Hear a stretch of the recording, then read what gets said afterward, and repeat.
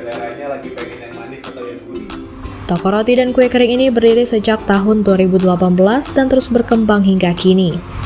Berlokasi di Jalan Kapten Abdullah Lorong Saleh Pelaju, terus bertahan di tengah gempuran situasi yang tak menentu.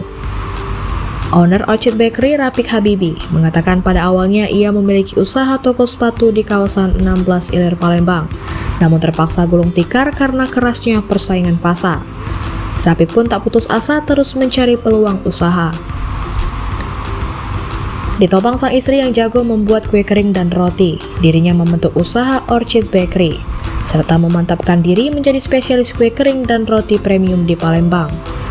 Awal mula usaha ini hadir setelah melihat potensi pasar kue kering di kota Palembang yang sangat besar, namun masih sedikit yang bermain di segmentasi premium. Produk andalan Orchid Bakery adalah nastar homemade dengan cita rasa legit dan resep turun-temurun.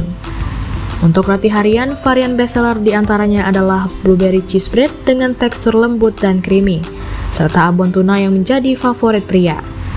Harga roti di Orchid Bakery terbilang terjangkau, mulai dari 10.000 hingga 15.000 per buah. Dalam sehari, Orchid Bakery mampu memproduksi hingga 150-200 pieces.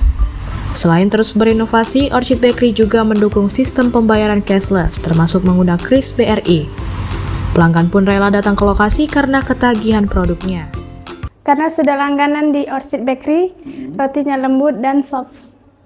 Kita suka varian mana?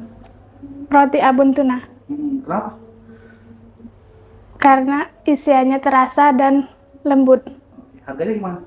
Harganya 15.000 dia per satu. Bangun pasti ada di dalam dunia usaha atau wirausaha ya.